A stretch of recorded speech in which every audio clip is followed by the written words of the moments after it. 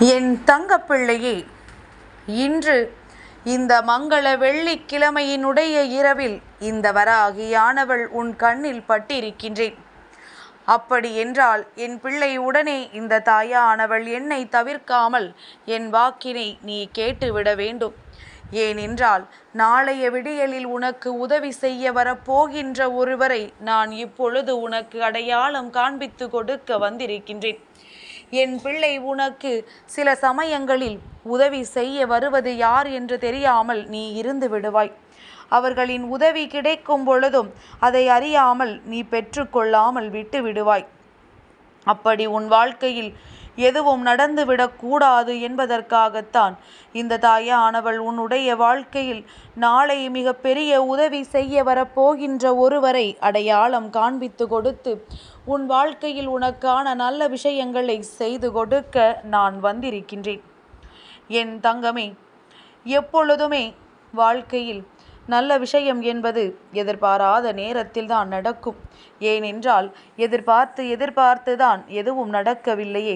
அப்படியானால் நீ எதிர்பாராத நேரம் என்ற ஒன்று வரும் பொழுது அந்த நேரத்தில் உன்னுடைய விருப்பங்கள் எல்லாம் நிச்சயமாக நிறைவேறும் என்பதில் எந்த ஒரு மாற்று கருத்தும் கிடையாது. என் பிள்ளையே, உன்னுடைய இந்த வாழ்க்கையில் நாளைய விடியல் என்பது அதிசக்தி வாய்ந்த விடியலாக இருக்கப் போகின்றது. என் தங்கமே, நான் சொல்கின்ற விஷயங்களை எல்லாம் நீ தெளிவாக புரிந்து கொண்டால் நிச்சயமாக எதற்காக அம்மா நமக்கு இது போன்ற செய்திகளை கொண்டு வந்து சேர்க்கிறாள் என்பதனை நீ புரிந்து கொள்வாய். இந்த வராகியினுடைய நோக்கம், உன்னிடத்தில் பேசுகின்ற இந்த விஷயங்கள் இதுவெல்லாம் எதற்காக என்பதனை என் குழந்தை நீ சர்வ நிச்சயமாக தெரிந்து கொள்வாய். பல நாள் உன் வாழ்க்கையில் நீ பட்ட கஷ்டங்களுக்கெல்லாம் ஒரே நாளில் தீர்வு கிடைத்துவிடும் என்றால் அதை உன் அம்மா நான் நிச்சயமாக செய்து விடுவேன். ஒரு நாளும் அதை நான் மறுப்பது கிடையாது.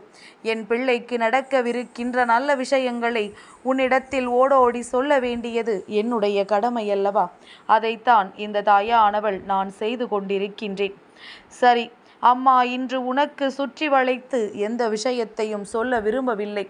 நேரடியாகவே நான் வந்து விடுகின்றேன். நாளைய விடியல் என்பது தேய்பிறை அஷ்டமியினுடைய விடியல். என் பிள்ளையே, தேய்பிறை அஷ்டமி திதியானது இன்று மாலையை ஆரம்பித்து விட்டது. நாளைய விடியலில் நீ தேய்பிறை அஷ்டமி விடியலில் நீ பைரவரை வழிபட வேண்டும். என் பிள்ளையே, இந்த நாளில் நீ பைரவரை வழிபடுவதும் அன்னதானம் செய்வதும் மிக பெரிய ஐஸ்வர்யத்தை உன் இல்லத்திற்கு கொண்டு வந்து சேர்க்கும். என் பிள்ளையே, அன்னதானம் பெரிதாக உன்னால் செய்ய முடியவில்லை என்றாலும் உன்னால் முடிந்த ஒருவருக்காவது நீ உணவு வாங்கி கொடு. நிச்சயமாக என் குழந்தை, உன்னுடைய வாழ்க்கையில் பல நல்ல விஷயங்கள் எல்லாம் நடந்தேறும் என்பதில் எந்த சந்தேகமும் கிடையாது. என் குழந்தையே, அஷ்டமி திதிகளில் சுபகாரியங்கள், அதாவது திருமணம், கிரகப்பிரவேசம், சொத்து வாங்குதல், இது போன்ற விஷயங்களை எல்லாம் செய்வதை தவிர்ப்பது மிகவும் நல்லது. ஆனால் இந்த திதியானது தெய்வங்களுக்கு மிகவும் உகந்த திதி. இந்த திதியில் தெய்வீக காரியங்கள் எல்லாம் செய்வது மிகவும் நல்லது.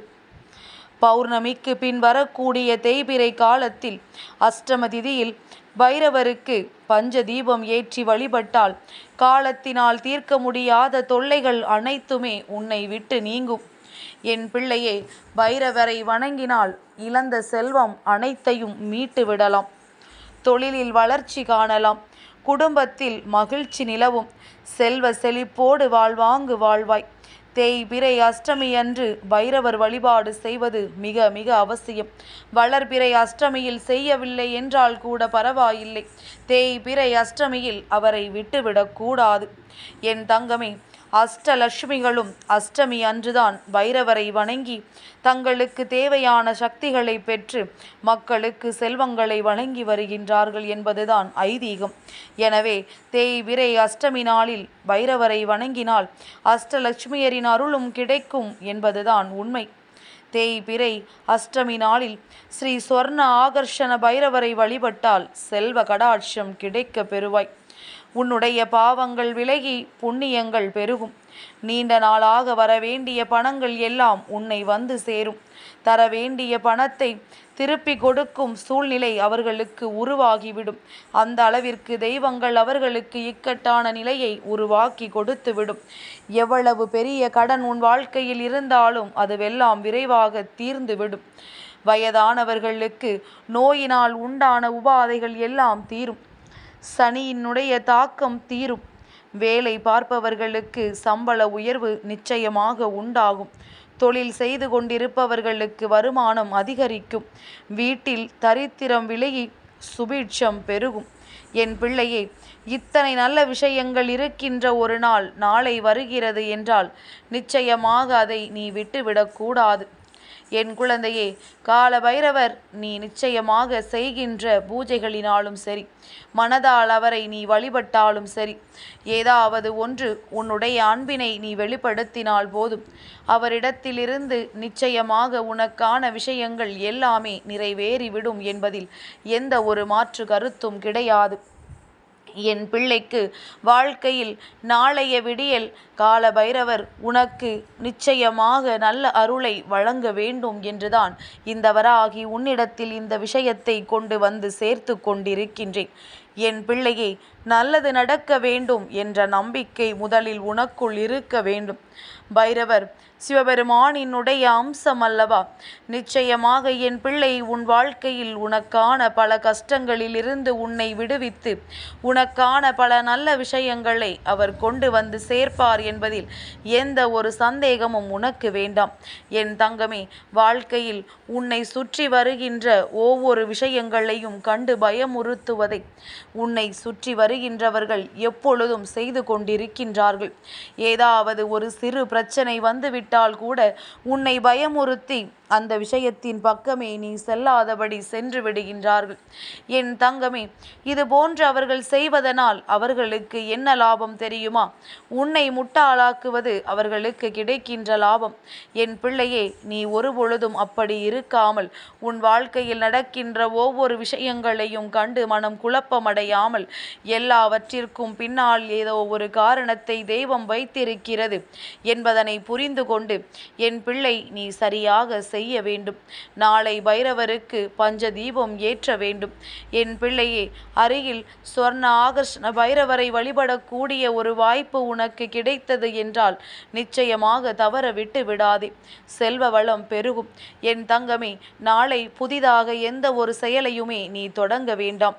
மாறாக செய்து கொண்டிருக்கின்ற செயலை நல்லபடியாக செய்து கொண்டே இரு.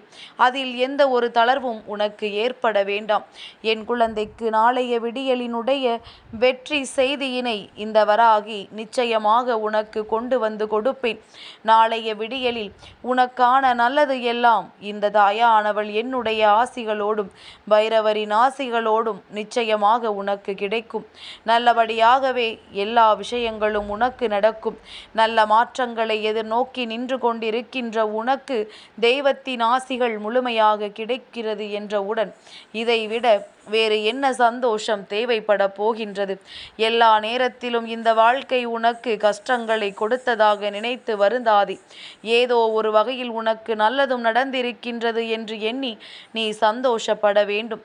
இது நாள் வரையிலும் நீ அனுபவித்த ஒவ்வொரு சோதனைகளுக்கும் சேர்த்து வைத்து இனி இந்த தாயானவள் உனக்கான மன மகிழ்ச்சியை அள்ளி கொடுக்கின்றேன்.